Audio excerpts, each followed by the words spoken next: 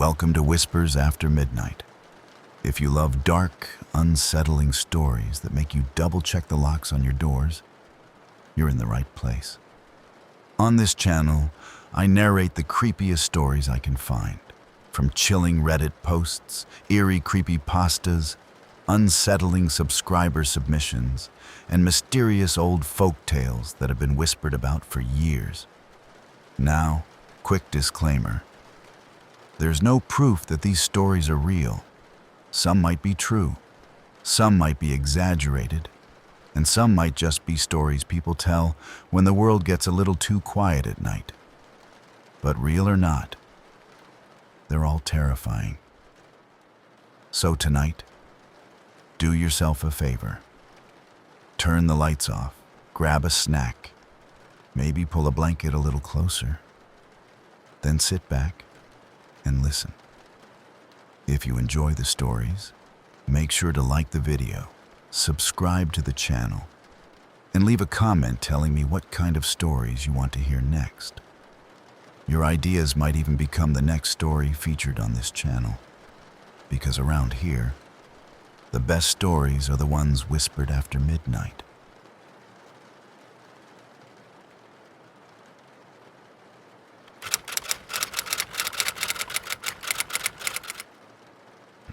My name is Jessica Miller, and a year ago I graduated high school with a scholarship to a university I never thought I'd actually attend.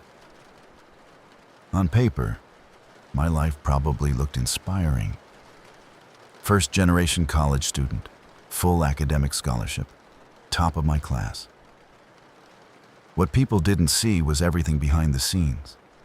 My dad died when I was a baby. I don't remember him at all. Just a single photograph my grandmother gave me before she passed away. In it, he's holding me in a hospital blanket, smiling like he just won the lottery. Sometimes I stare at that photo and wonder what my life would have been like if he'd lived. Because without him, things fell apart.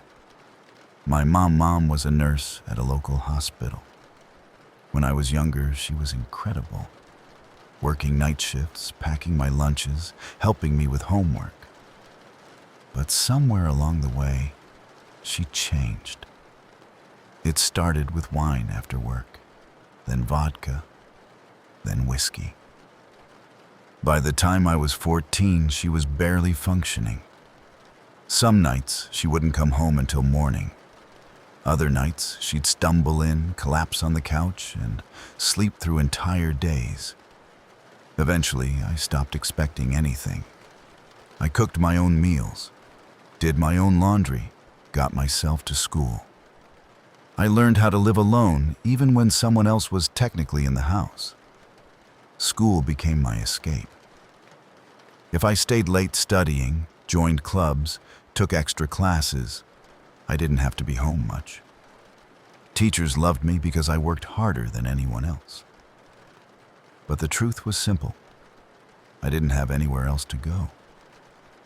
So when my acceptance letter came in from Westbridge University, the kind of place where tuition alone costs more than most people's yearly salaries, it felt unreal. Full academic scholarship. I remember reading the letter 3 times just to make sure it was real. But scholarships don't cover everything. There's still housing, food, books, transportation, fees they don't mention until you're already enrolled. Westbridge is located in one of the most expensive cities in the state. Rent for a tiny studio apartment was almost $1,900 a month. Student housing was barely cheaper. When I added everything up, I realized something terrifying. Even with the scholarship, I needed at least $40,000 just to survive my first year. I tried normal jobs first. Coffee shops, grocery stores, retail. None of them paid enough. Most offered minimum wage and 20 hours a week if you were lucky. I calculated it one night at the kitchen table while my mom slept off another bottle upstairs. At minimum wage, working 20 hours a week, It would take years to save what I needed. And college started in 3 months. I remember sitting there staring at the numbers until my head hurt. That's when the thought crossed my mind. Not a good thought, just a desperate one. I'd heard people at school talk about the dark web before, usually as a joke. Illegal marketplaces, anonymous jobs, stuff you definitely shouldn't get involved in. But desperation makes dangerous ideas sound reasonable. I didn't want luxury. I just wanted a chance. So that night, I did something I'd never done before. I started researching. It took a few hours to figure out how to even access it properly. Forums led to guides, guides led to software, and eventually I found myself staring at a browser window that looked strangely empty, different, hidden, like stepping into a city that existed underneath the real world. Most of the sites looked shady immediately. Drugs, weapons, fake passports. I almost closed everything right there. But then I stumbled across something unexpected. A job board. Simple black background, white text, anonymous listings. Most were obviously scams or things I'd never touch. But some looked normal. Delivery work, private security, data entry, high pay, crypto payment. No questions asked. I sat there for a long time scrolling through the listings. My heart kept telling me to shut it down. But the numbers in my notebook kept whispering louder. $40,000. That was the number standing between me and my future. Finally, I opened one listing that simply said, "Cleaning services needed. Night work. Discretion required. $3,000 per job." I read it 3 times. No experience required. Transportation provided. Work completed before sunrise. Payment immediately after completion. $3,000 for one night. I told myself it was probably something simple. Maybe cleaning abandoned buildings. Maybe construction sites. Maybe something weird but harmless. But deep down, I knew normal jobs don't pay like that. My hands were shaking when I finally clicked the contact link. A blank message box appeared. No name, no company, just a place to type. I stared at it for a long time. Then I typed 4 words. "I'm interested in working." I hit send. And about 30 seconds later, my screen refreshed. A reply appeared. Just one sentence. "Can you start tonight?" And that's when my stomach dropped. Because suddenly, this wasn't just an idea anymore.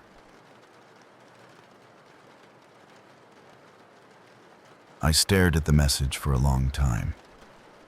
"Can you start tonight?" My first instinct was to close the laptop and pretend none of this had happened. It felt too fast, too easy, too suspicious. But then I looked back at the notebook sitting beside me. $40,000. $3,000 per month. If that listing was real, I wouldn't need years. I might only need a month. My fingers hovered over the keyboard. Before I could talk myself out of it, I typed back. "Yes." The reply came almost instantly. "Be outside your house at 11:45 p.m. Black van will pick you up. Wear dark clothes. Bring nothing with you." That was it. No name, no details, no explanation. Just instructions. My stomach twisted as I reread the message. This had officially crossed into the kind of situation every warning sign in my brain told me to avoid. But I'd already replied, and part of me was too curious to stop now. That night, I sat in my room, waiting for the clock to hit 11:45. My mom was passed out on the couch downstairs, an empty bottle on the floor beside her. The TV flickered quietly while some late-night show played to an empty room. Same as most nights. I put on black jeans, a hoodie, and sneakers. Nothing fancy. Just dark clothes like the message said. At 11:44, I stepped outside. The street was quiet. Cold air drifted through the neighborhood while the occasional car passed somewhere far away. For a moment, I thought maybe it was all fake. Some weird internet prank. Then headlights appeared at the end of the street. A black van rolled slowly toward my house and stopped in front of the curb. The sliding door opened. A woman inside leaned out slightly. "Jessica?" Her voice sounded calm, normal. I nodded. "Get in." That was the moment I crossed the line. I climbed inside. The door slid shut behind me. The van smelled faintly like bleach. Not a strong smell, but definitely there. 3 other girls sat inside. They all looked around my age, maybe 18 to 20. One of them smiled. "First night?" she asked. I nodded slowly. "Yeah," she chuckled. "Don't worry. We were all terrified the first time." The driver never turned around. She just kept driving through the quiet streets while the city lights slowly faded behind us. The girl across from me stuck out her hand. "I'm Maya." I shook it. "Jessica." The other 2 introduced themselves too. Lena and Kat. They all seemed weirdly relaxed, like this was just another shift at a normal job. "How long have you guys been doing this?" I asked. Maya shrugged. "Couple weeks." Kat leaned back in her seat. "Best job I've ever had." I must have looked confused because Lena laughed. "You'll see." After about 30 minutes, the van pulled into a quiet suburban neighborhood. Nice houses, big yards, the kind of place where nothing bad was supposed to happen. But one house had every light turned off. Yellow tape fluttered loosely across the front door. The van stopped. The driver finally spoke. "Inside, basement. You know the routine."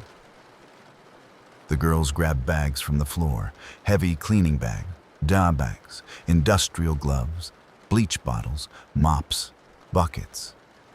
Suddenly, the smell in the van made sense. Maya tossed me a pair of gloves. "Welcome to the job." My chest tightened. "Wait, what exactly are we cleaning?" She paused for a moment. Then she said it like it was the most normal thing in the world. "Crime scenes." My stomach dropped. "Before the cops? Before anyone reports it?" "We go in, clean everything, remove anything suspicious, then we leave. No evidence, no witnesses, nothing. I should have walked away right then.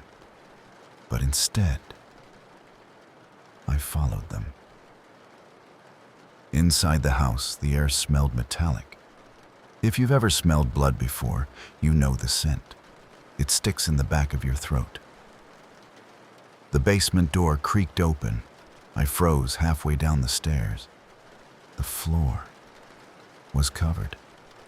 Dark stains across the concrete, walls splattered, furniture knocked over. It looked like something violent had happened. Very violent. Kat sighed. "Messy one tonight." She started setting up buckets. Lena handed me a mop. "Just focus on the floor. Bleach everything twice." Maya added calmly, "Don't touch anything that looks important. We bag those." I stood there shaking. But then I remembered the number again. $3,000 for one night. I swallowed hard and started cleaning. 2 hours later, the basement looked completely different. The stains were gone. Furniture was wiped down. Trash bags filled with things I didn't ask about sat by the back door. You'd never know anything happened down there. We loaded the bags into the van. As we drove away, the driver handed each of us a small envelope. Inside mine was a slip of paper, a crypto wallet address, and a number. $3,000. Maya grinned when she saw my face. Told you? Kat stretched her arms. Easy money. But as the van drove through the sleeping city, I kept thinking about something. Whoever hired us knew exactly what had happened in that house. And they knew about it before the police did. That meant one thing. Somewhere out there, someone was watching everything. And we had just become part of their system.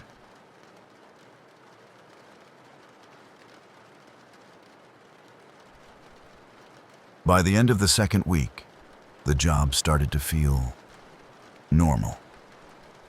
That's the part that scares me the most now. At first, every night had been terrifying. My hands shook when I put on the gloves. I avoided looking too closely at anything on the floors or walls.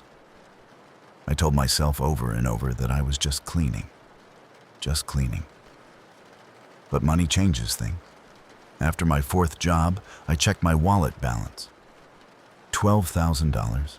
After the sixth job, $18,000. And every single payment showed up exactly when they said it would. No delays, no questions. Just money. The girls and I started joking about it during the rides. Maya called it the worst housekeeping service in the world. Kat said it was the easiest money she'd ever made. Lena mostly stayed quiet, but she always finished cleaning faster than anyone else. And me? I kept reminding myself this was temporary. Just 1 month. 1 month and I'd have enough to start my life. Then I'd disappear from this whole world forever. The job that ended everything happened on a Thursday night. The van picked us up the same as always. Same quiet streets, same smell of bleach, same driver who never spoke more than a few words. But when we stopped that night, something felt different. The house was older, large, 2 stories with a long driveway and tall trees surrounding the property. It looked like one of those houses that had been there for 50 years. No neighbors close by, no streetlights nearby either. The whole place sat in darkness. The driver turned around slightly. "Basement again," she said. Kat groaned. "Another basement?" "Yep." She opened the van door. "Quick job tonight." We grabbed our supplies and walked toward the house. The front door was already unlocked. That part always gave me chills. Someone had been here before us. Someone who knew exactly what we were about to clean. Inside, the house was silent. Completely silent. The kind of silence that makes every footstep sound too loud. We went straight to the basement door. Maya opened it. "Let's get it done." The smell hit us immediately. Stronger than usual, metallic, heavy. Kat flipped on the basement light, and we all stopped halfway down the stairs. It was bad. Really bad. Blood across the floor, across the walls, across the ceiling in some spots. Furniture smashed. Something had clearly gone very wrong here. "Jesus," Lena whispered. Maya shook her head. "All right. Same routine. Let's move." We started setting up buckets. I grabbed a mop and began working on the floor near the stairs. For the next hour, the only sounds were scrubbing, buckets sloshing, and the hum of the basement light. Then suddenly, a door slammed upstairs. We all froze.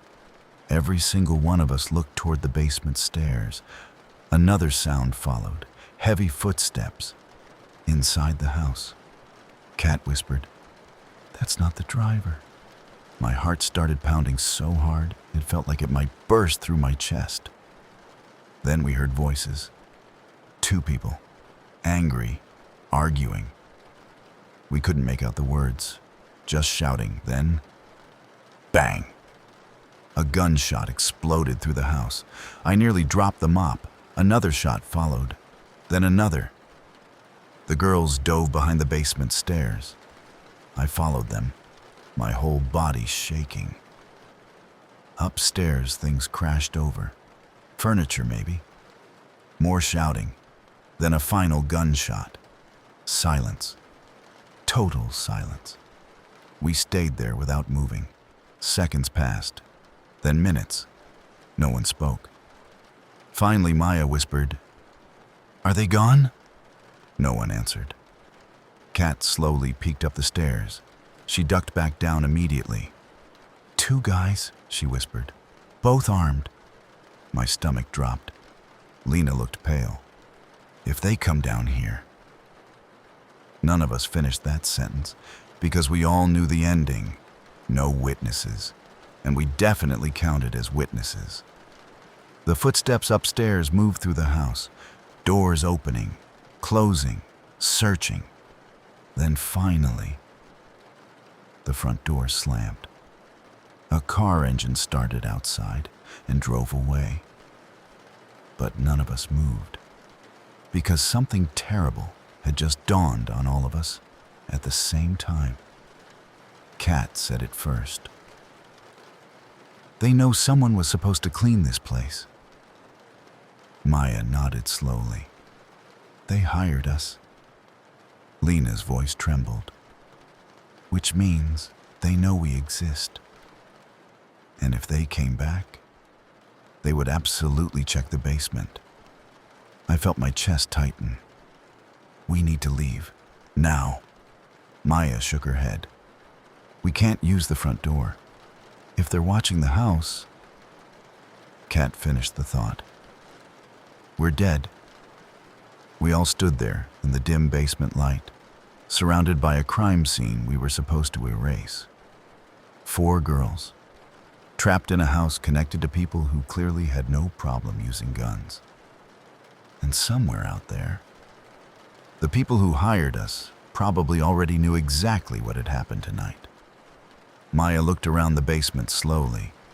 Then she pointed toward the back wall. There might be another way out. A small wooden door sat half hidden behind a broken shelf.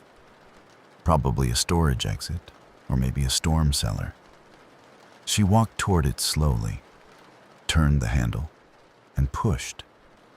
The door creaked open to reveal a narrow dirt tunnel leading upward. Cold night air drifted down into the basement. Maya looked back at us. "Grab the bags." Kat frowned. "You're still finishing the job?" Maya nodded. "If we don't finish cleaning, they won't pay us." She paused. "And if we don't get paid?" This month was for nothing. I stared at her. Gunshots had just happened upstairs. We were hiding in a basement connected to criminals, and she was still thinking about the money. But the worst part? So was I. Because in that moment, we all knew something. This was going to be our last job, one way or another. The cold air drifting through the small tunnel felt like the first real breath I'd taken in 10 minutes. Maya held the basement door open while the rest of us stared at it. A narrow dirt passage led upward at an angle. At the end, we could see faint moonlight spilling in from what looked like a storm hatch outside. An exit. Freedom. But the basement behind us still looked like a nightmare.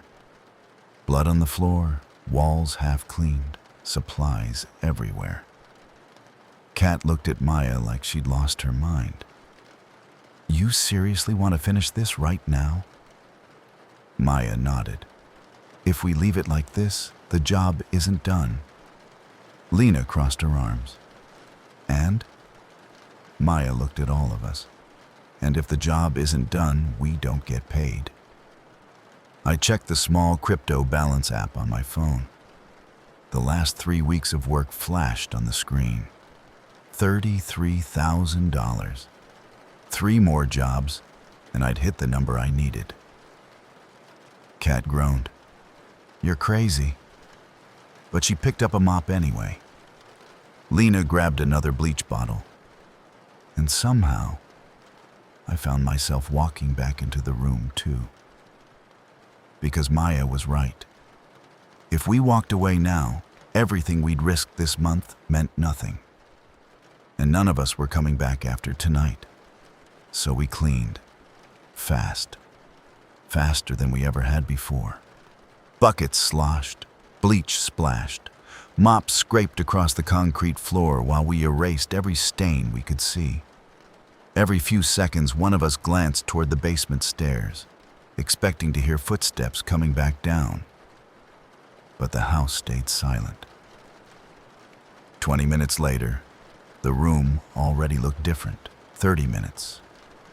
Almost clean. 45 minutes. You could barely tell anything had happened there.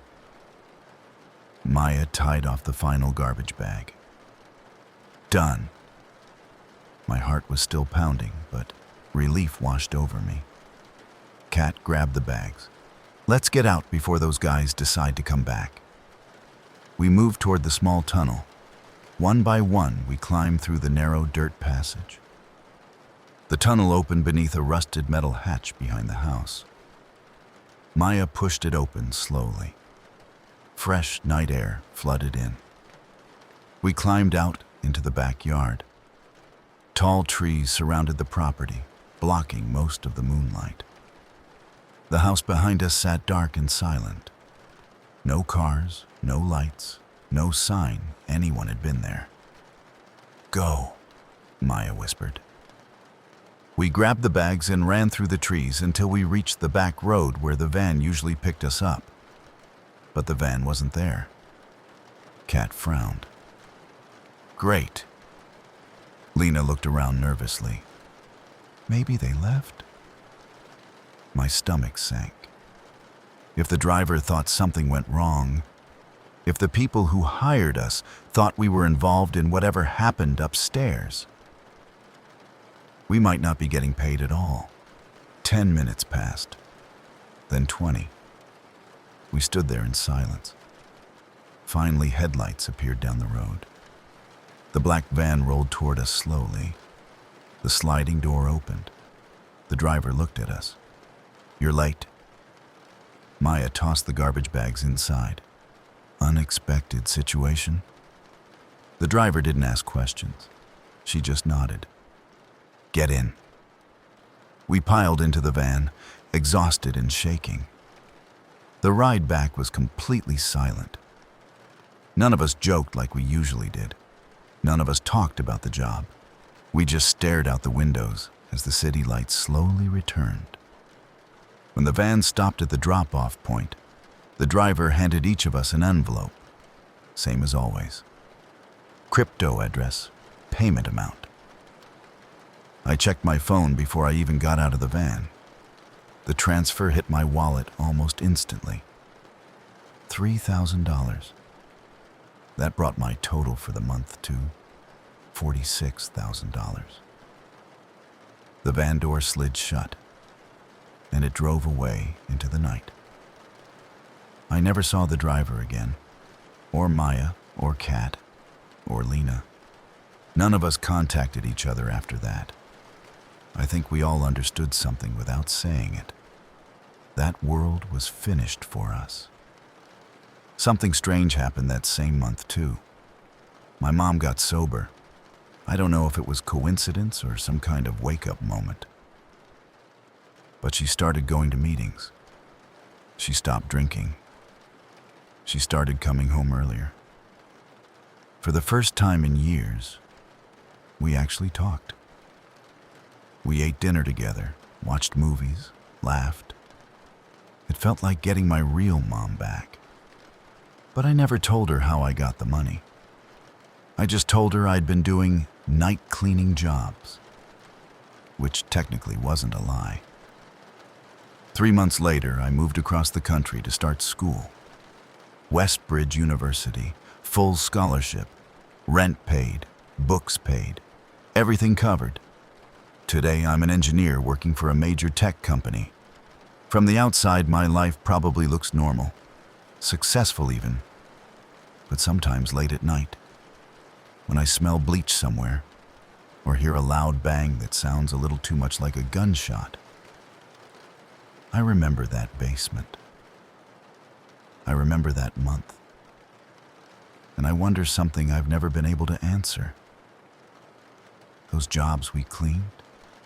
Who hired us? Who knew about those crimes before the police did? And the worst question of all, if they knew about everything happening, then they probably knew about us too, which means somewhere out there, there's a record of 4 girls who spent 1 month cleaning crime scenes for the dark web. And if that system ever decides it needs cleaners again, they might know exactly who to call.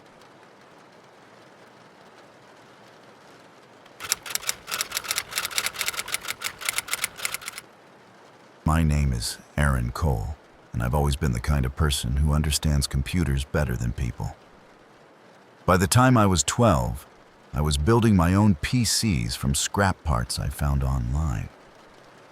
At 14, I was writing simple scripts that automated school assignments. By 16, I could break into most networks if they weren't properly secured.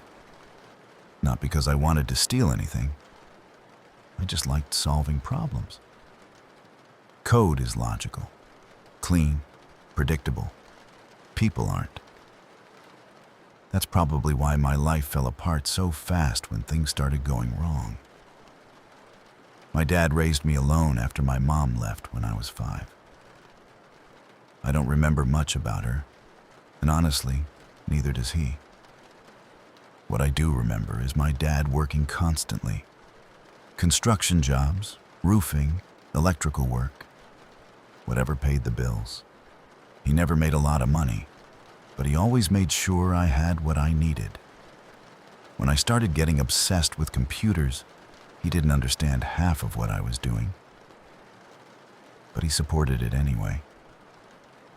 I still remember the day he came home with my first real computer. It was used, probably 10 years old. But he carried that thing inside like it was the most expensive machine in the world. Figured you could do something with it, he said. He had no idea what he started. By the time I graduated high school, I was already freelancing online, fixing websites, removing malware, and doing security audits for small companies. Nothing illegal, just digital handyman work. But freelance gigs don't exactly come with health insurance. And that became a problem. Because 3 months after graduation, my dad collapsed at work. The doctors called it an aortic aneurysm. Basically, one of the main arteries near his heart had weakened and could rupture at any time.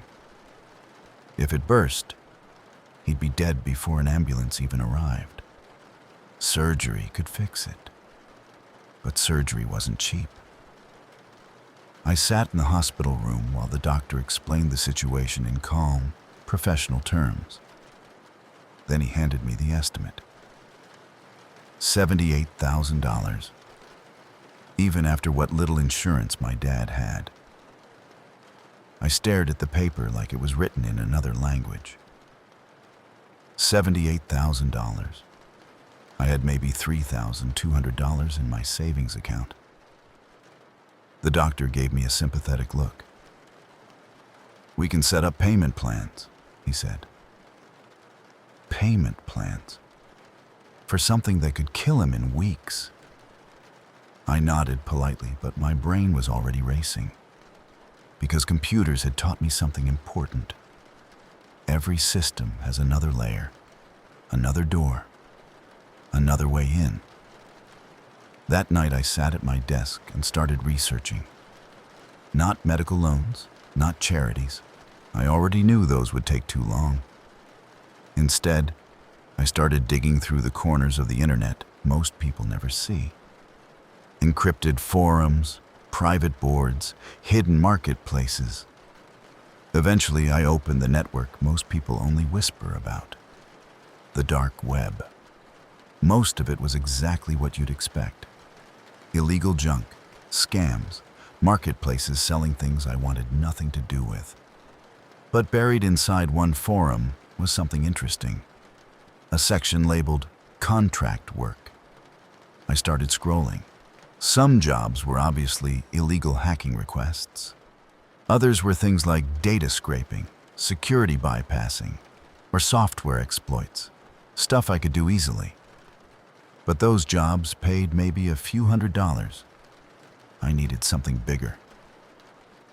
Then one listing caught my attention. Courier work, high pay, discretion required. I opened it. The post was simple. Deliver sealed packages to specific drop locations. No questions asked. Routes provided digitally. Transportation optional. Payment per delivery. $4,000 per job. I leaned back in my chair. $4,000. If I did enough of those. My dad could get the surgery, but there was one problem. Courier work on the dark web never meant anything good. Packages like that usually contained drugs, weapons, or worse. I knew exactly what I was looking at, and still, I kept reading. The instructions were simple. Applicants needed basic tech knowledge to access secure drop instructions, good situational awareness. No criminal record preferred. I laughed quietly at that. Apparently criminals liked clean couriers. At the bottom of the post was a contact key, encrypted messaging only. No names, no questions, just work. I stared at the screen for a long time. My dad's surgery estimate sat on the desk next to my keyboard. $78,000. I did the math in my head. 16 deliveries, maybe 20 if things went wrong. That's all it would take. Then I'd disappear. No more jobs, no more risk. Just money for the surgery.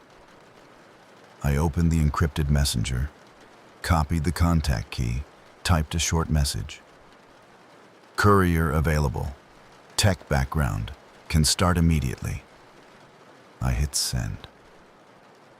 30 seconds later, a reply appeared. Just one line. Good. Your first package is ready. Then another message followed. Pickup location attached. Tonight, midnight. My stomach tightened, because suddenly, this wasn't just an idea anymore. It was happening. Midnight came faster than I expected. I spent most of the evening staring at the message with the pickup location pinned to a map. It was an abandoned strip mall about 20 minutes outside the city. Empty parking lot, closed stores. Perfect place for something illegal. I packed light, phone, laptop, small toolkit. Nothing that could tie me to anything if things went bad. Before leaving, I checked on my dad at the hospital. He was asleep in the bed, heart monitor quietly beeping beside him. The doctors had him stable for now, but they kept reminding me that the aneurysm could rupture at any time. Weeks.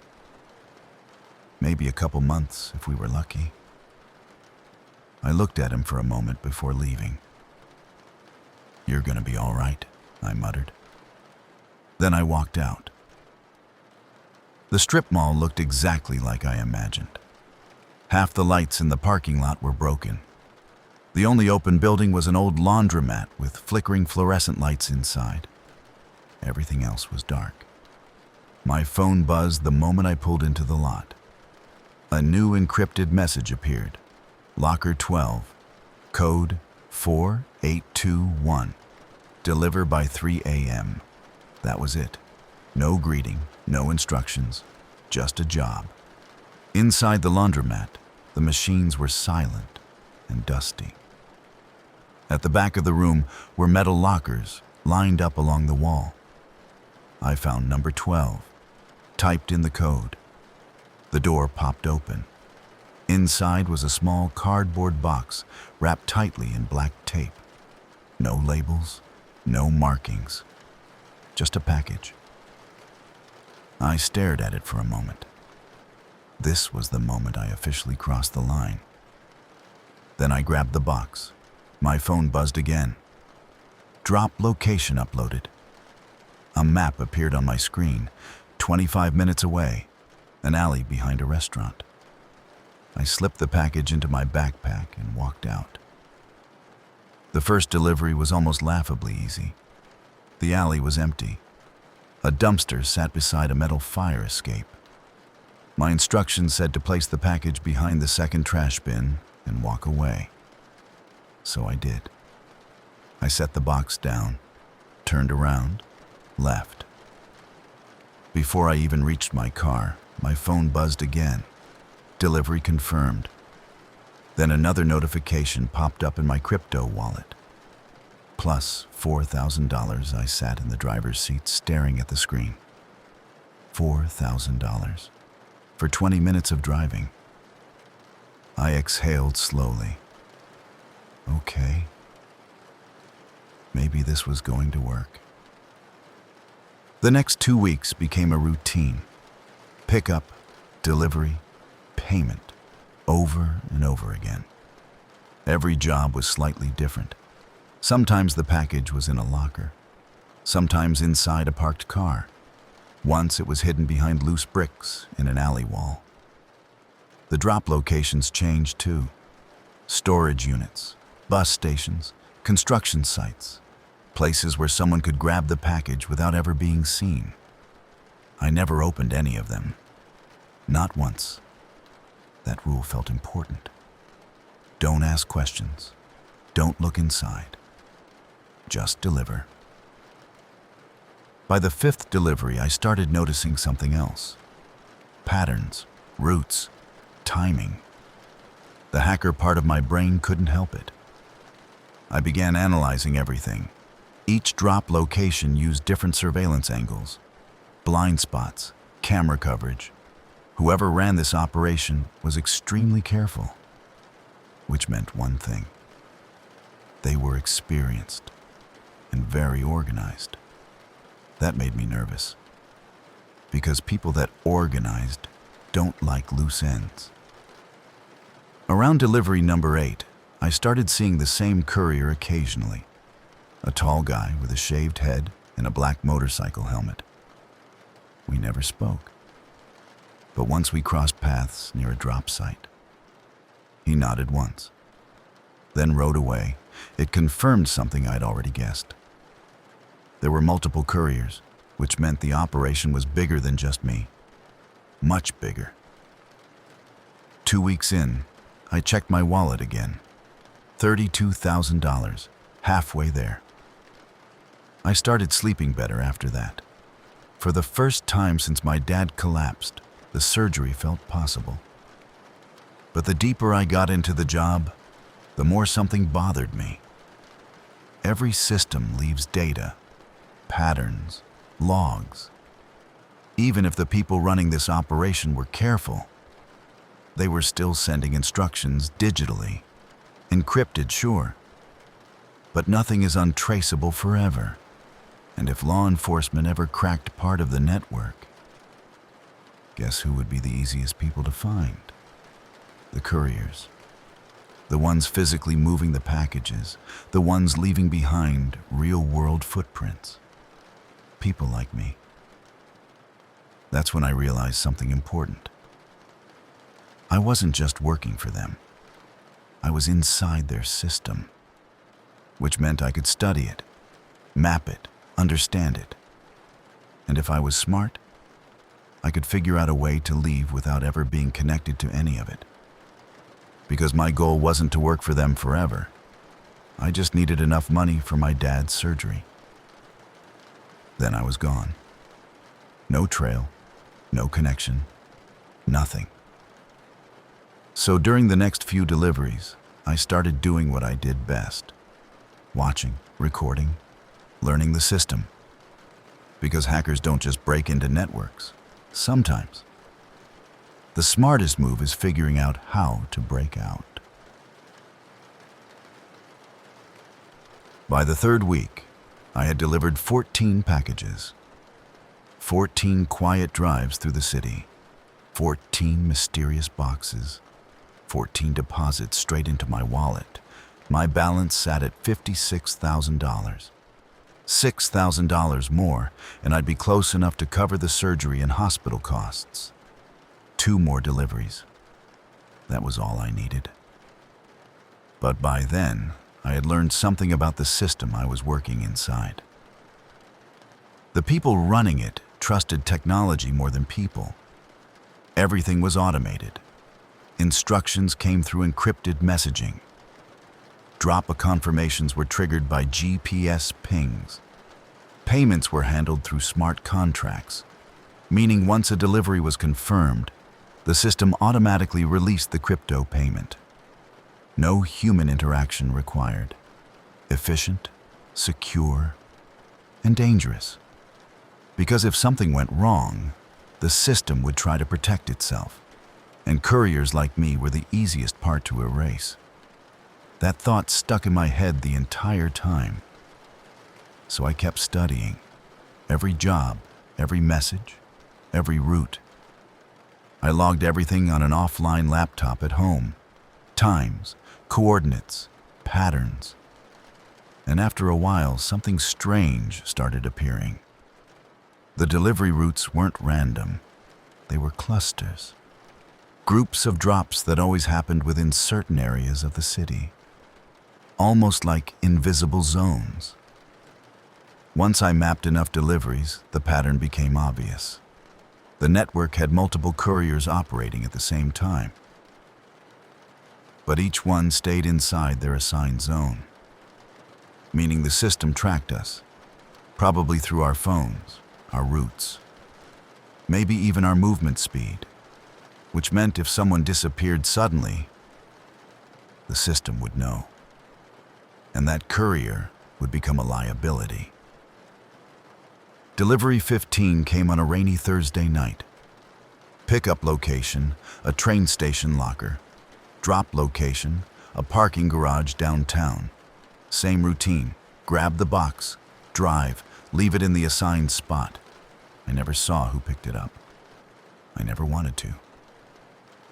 When the confirmation message popped up on my phone, my wallet updated instantly. $60,000. $2,000 more than I originally planned. Just one final delivery. That last job came 3 nights later. And the moment I saw the pickup location, my brain started working. Because it was close, very close. Only 3 blocks from the hospital where my dad was staying. Which meant something interesting. For the first time, the system had accidentally placed 2 important locations inside the same zone.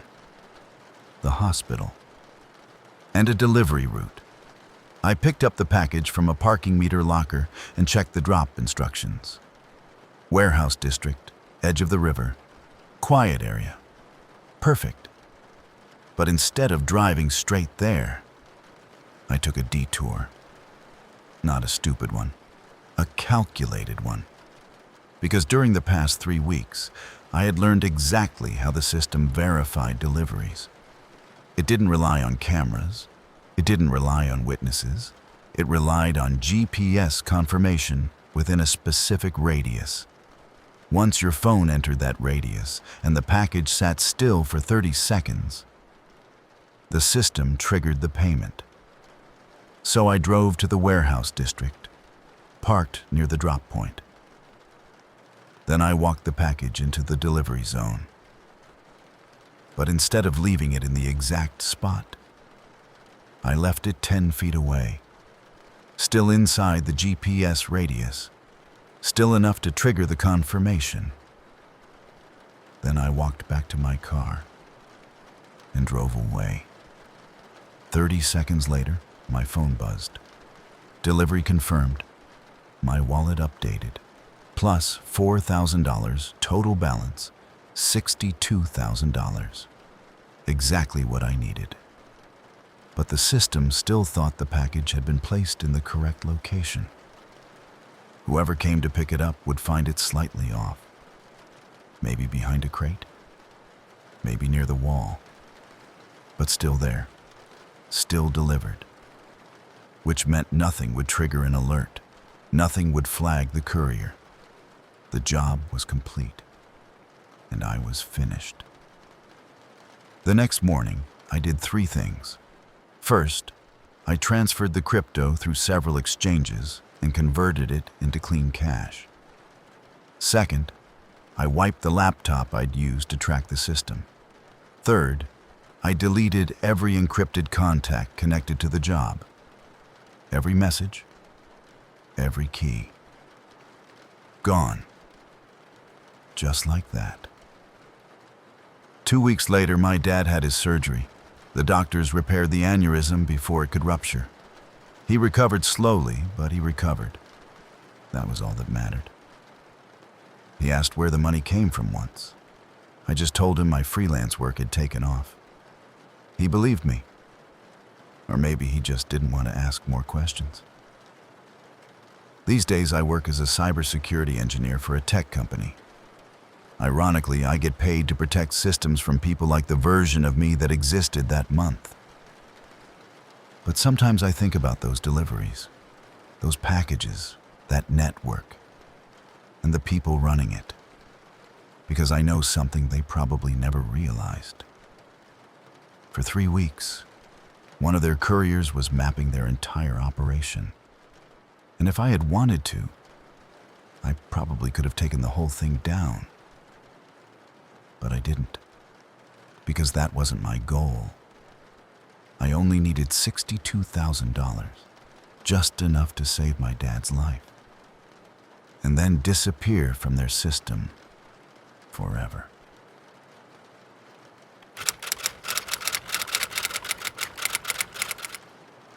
My name is Daniel Mercer.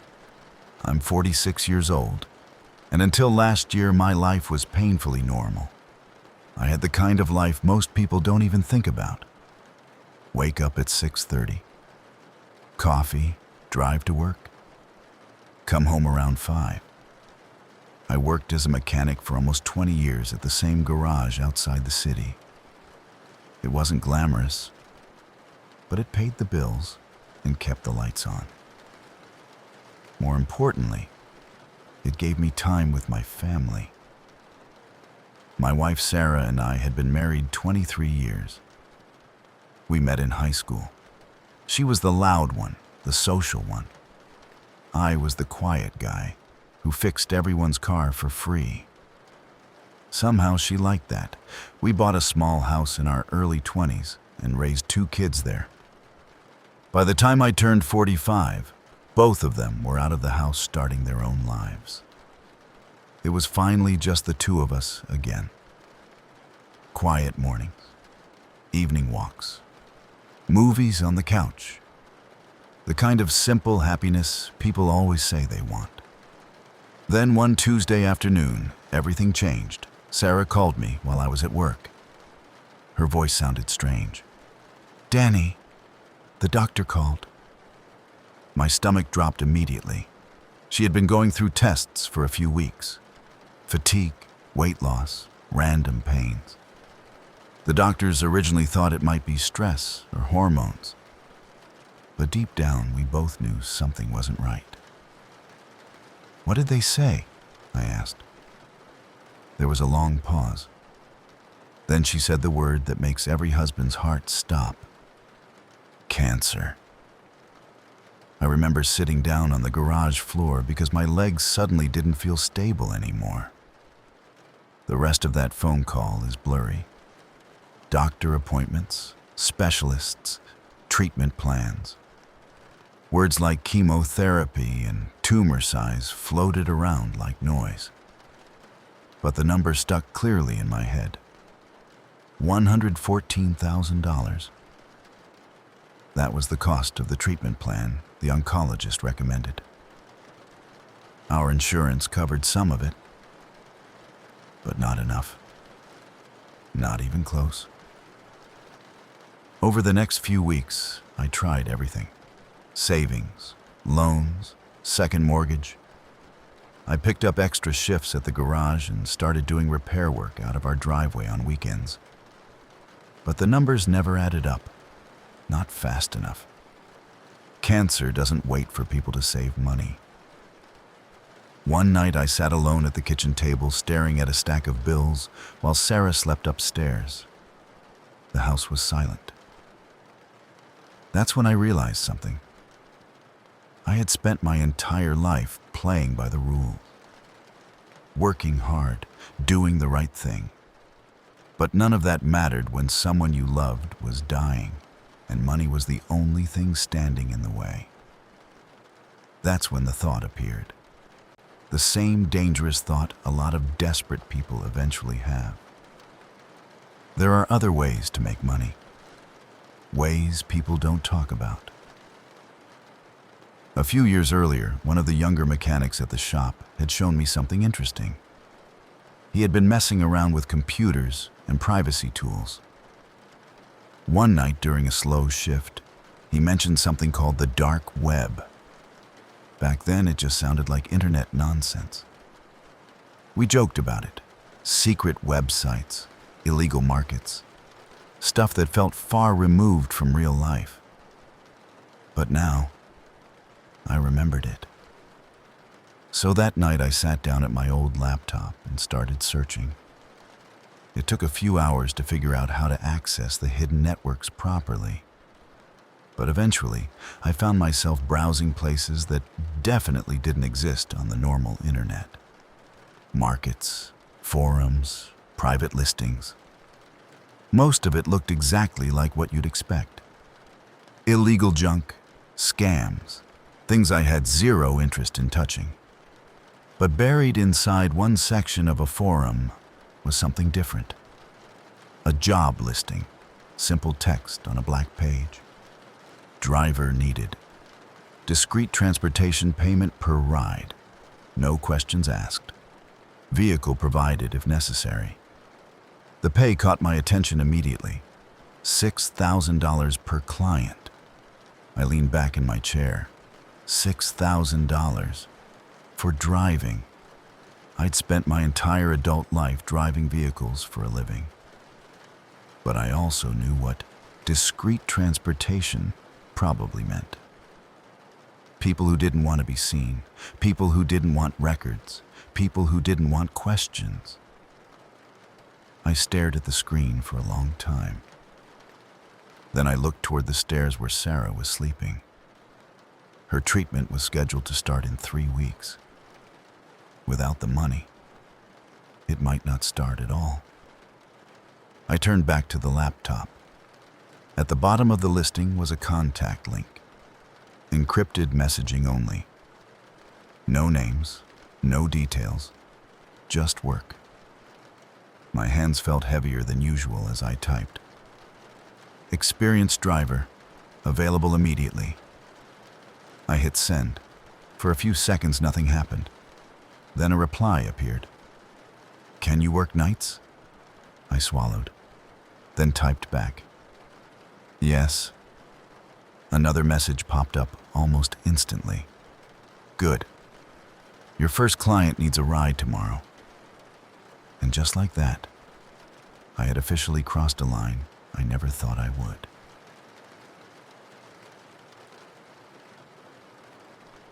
The instructions for my first job came the next morning. A simple message appeared in the encrypted chat. Vehicle location, parking garage, level 3. Pickup, 10:30 p.m. Client name, Mr. Gray. Drop location. Provided after pickup. No last names, no details. Just a time and a place. I sat there staring at the message for a while. The reality of what I'd signed up for was finally settling in. This wasn't a theory anymore. This wasn't something I was thinking about. It was happening tonight. At dinner that evening, Sarah noticed something was off. "You're quiet," she said. I forced a small smile. "Just tired from work." She nodded, but I could tell she didn't fully believe me. She'd known me for more than 20 years. It's hard to hide things from someone who knows every version of you. But I wasn't about to tell her I had just taken a job driving anonymous clients for criminals on the dark web. Instead, I kissed her forehead and told her I had a late repair job at the garage. That part at least wasn't completely unusual. The parking garage was downtown. Old concrete structure, dim lighting, the kind of place where no one really notices what cars are coming or going. Level 3 was almost empty. In the far corner sat a black sedan. Clean. New, keys inside. Exactly where the message said it would be. I climbed in and checked the glove compartment. A burner phone sat inside. The moment I turned the car on, the phone buzzed. A message appeared. Client waiting outside East Entrance. I drove slowly down the ramp toward the exit. A man stood under a streetlight near the entrance. Tall, dark coat, face partially hidden by a hat. He opened the back door without saying a word and climbed in. "Evening," I said. He nodded once. "Drive." The burner phone buzzed again. A navigation route appeared. I followed it. The ride lasted about 20 minutes. No conversation, no small talk. The man in the back seat never even looked at me. He just stared out the window. Eventually, we reached an older apartment building on the edge of the city. "Stop here," he said. I pulled to the curb. He stepped out of the car, closed the door, and walked inside the building without another word. The burner phone buzzed again. Client delivered. Then another notification appeared. Payment released. I pulled out my personal phone and checked the crypto wallet. Plus $6,000, just like that. $6,000 for 20 minutes of driving. I sat there for a moment staring at the screen. Then I drove home. Over the next 2 weeks, the routine repeated itself. Every few nights I received another assignment. New pickup, new passenger, new destination. The clients were all different. One was a nervous young guy who kept checking over his shoulder the entire ride. Another was a woman in her 30s who talked non-stop on the phone in another language. One night I picked up 2 men who smelled strongly of gun oil and cigarettes. I didn't ask questions. That rule felt important. Drive, drop them off, leave. Every job ended the same way. A message, a confirmation, money in the wallet. After the 5th job, I checked the balance. $30,000. I was already more than a quarter of the way to Sarah's treatment cost. For the first time since the diagnosis, something inside me started to feel hopeful again. But something else also started bothering me. Patterns. My entire life working with machines had trained me to notice patterns. And this job definitely had them. Every pickup location had minimal cameras. Every drop-off point had multiple exits. Every client used fake names. Whoever ran this system was extremely careful, which meant one thing. They expected problems. And people who expect problems usually have ways of dealing with them. That thought stayed in the back of my mind every time I started the car. Because the longer I worked the job, the more I realized something. Drivers like me probably weren't supposed to stay around very long. And if I was going to walk away from this with the money I needed, I'd have to do it carefully. Because in operations like this, the easiest person to get rid of is usually the driver. By the third week, driving strangers around the city at night, it started to feel routine. That realization bothered me more than anything. The first night I'd gripped the steering wheel so hard my hands hurt. Every red light felt like someone might yank open the door. Every police car made my heart jump.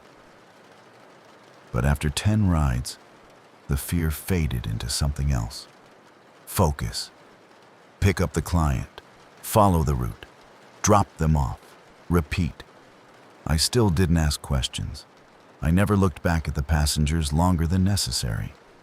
Most of them didn't want conversation anyway, which was fine with me. The less I knew, the better. But the pattern was always the same. A burner phone with the instructions, a clean car waiting in a garage, a client with a fake name, and a payment the moment the ride ended. Every job was $6,000. $6,000 for what usually amounted to a 20-minute drive. After the 10th ride, I sat in my driveway checking my wallet balance. $60,000. More than halfway there. Sarah's first chemotherapy appointment was scheduled for the following month. The doctors had warned us the sooner treatment started, the better her chances would be. That number on my phone was the first real proof that I might actually pull this off. Inside the house, Sarah was asleep on the couch with the TV on low volume. She had started getting tired more easily lately. That scared me more than anything. I stood there for a minute just watching her breathe. Then I went upstairs and got ready for the next shift. The 11th ride was strange.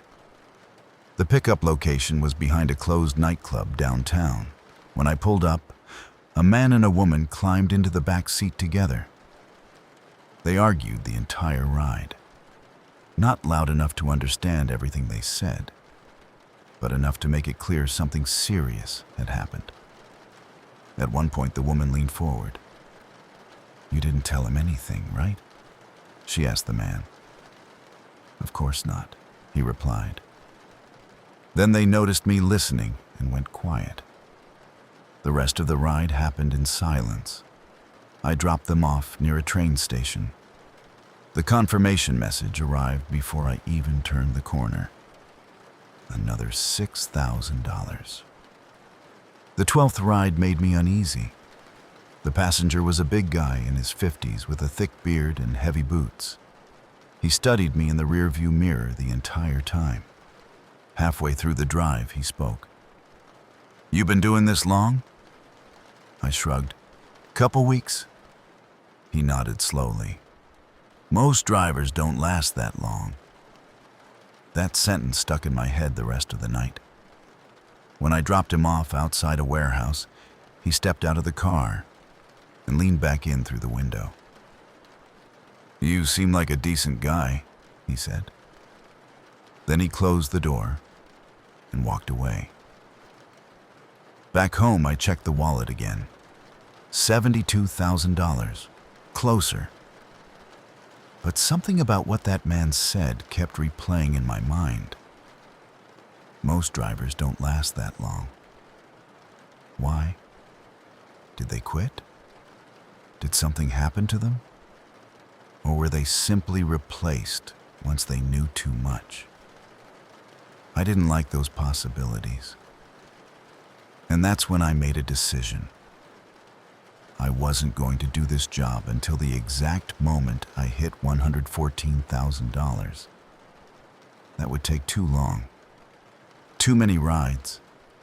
Too many chances for something to go wrong. Instead, I set a different target. Enough money to cover the treatment and hospital costs. Enough to disappear from the job before anyone started wondering why the same driver kept showing up. I ran the numbers again. A few more rides, maybe 6 or 7. That would be enough. Then I was done. No goodbye message, no explanation. Just another driver who stopped accepting jobs. Over the next week, I finished 5 more rides. The routine stayed the same. Pick up, drive, drop off, payment. By the end of the 17th ride, I sat in the driver's seat, staring at the balance on my phone. $114,000. Exactly the number the doctor had written on that piece of paper weeks earlier. The number that had started this entire nightmare. My hands rested on the steering wheel while I thought about it. One more ride would mean extra money, a safety cushion. But every instinct I had told me something else. Leave now. Before the system starts noticing patterns, before the wrong passenger asks questions, before the people running the operation realize the same driver has handled too many clients. So I finished the ride. Parked the car back in the garage, left the burner phone in the glove box, and walked away. No messages, no contact, no trace. Just a driver who finished his last shift and disappeared into the city.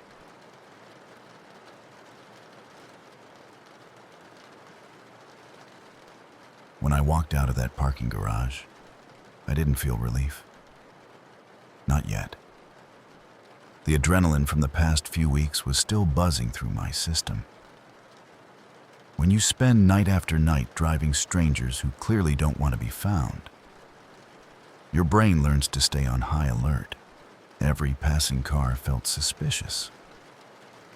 Every person walking down the sidewalk made me glance twice.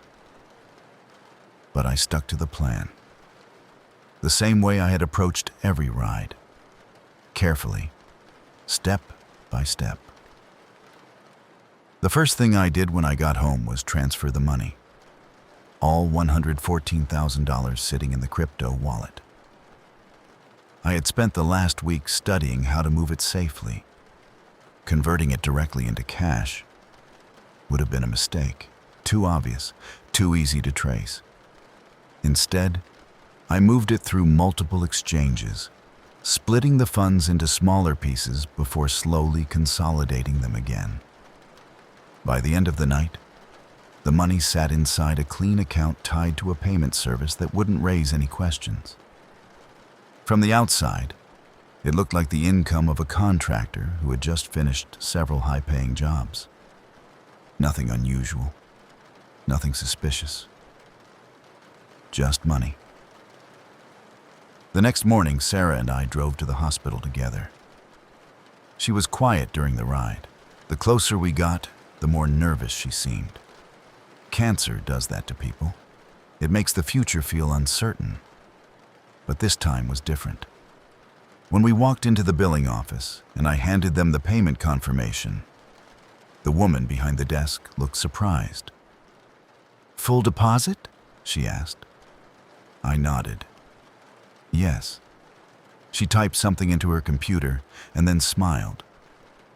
"Your treatment can begin immediately." Sarah looked at me like she didn't quite believe it.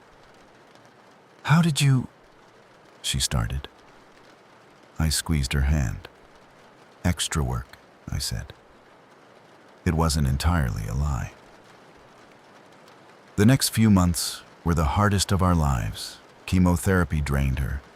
Some days she could barely get out of bed. Some days she didn't want to talk to anyone. But she fought through it.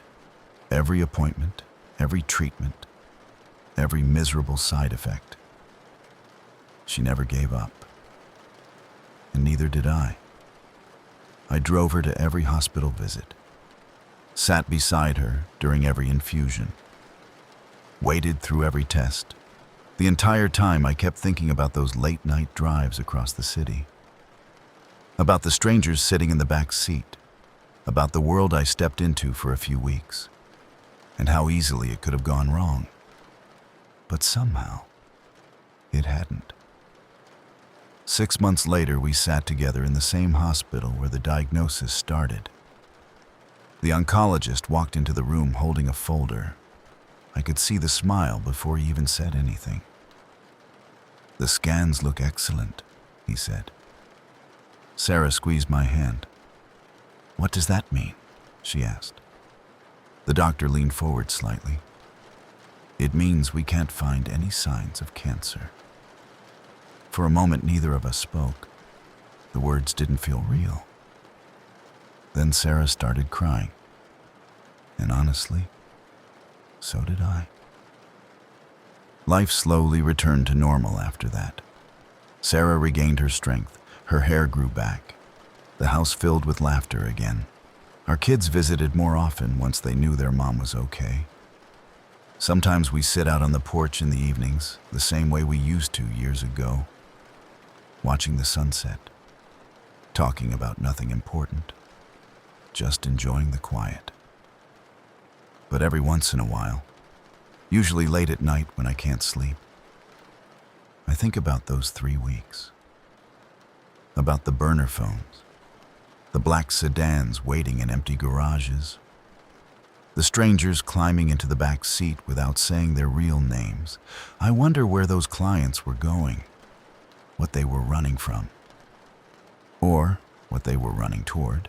And sometimes when I'm driving through the city and past one of those old parking garages, I can't help glancing at the entrance, half expecting to see another black car waiting there. Another burner phone buzzing with a message. Another client needing a ride. But the truth is simple. I did the job, I took the money, and I walked away. My wife has been cancer-free ever since, and whatever world those rides belong to, it stayed behind me.